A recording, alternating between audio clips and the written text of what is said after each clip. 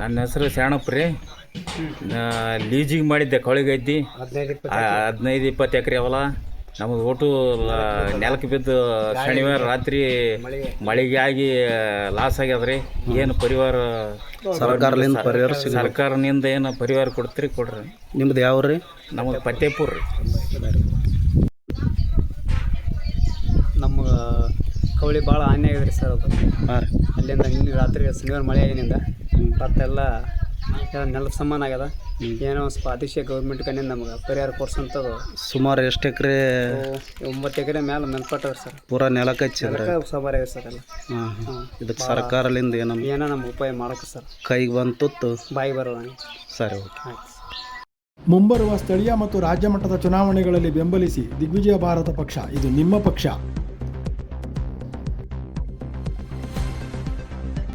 ಶನಿವಾರ ರಾತ್ರಿ ಸುರಿದ ಭಾರೀ ಮಳೆಗೆ ಯಾದಗಿರಿ ಜಿಲ್ಲೆಯ ಸುರಪುರ ತಾಲೂಕಿನಲ್ಲಿ ರೈತರು ಬೆಳೆದ ಬೆಳೆ ನೆಲ ಕಚ್ಚಿದೆ. ಕೈಗೆ ಬಂದ ತುತ್ತು ಬಾಯಿಗೆ ಬರಲಿಲ್ಲ ಎಂದು ರೈತರು ಅಲವತ್ತುಕೊಂಡರು. ಪರಿಹಾರಕ್ಕಾಗಿ ರೈತರಾದ ಬಾಳಪ್ಪ ಮತ್ತು ಶರಣಪ್ಪ ಮನವಿ ಮಾಡಿಕೊಂಡರು.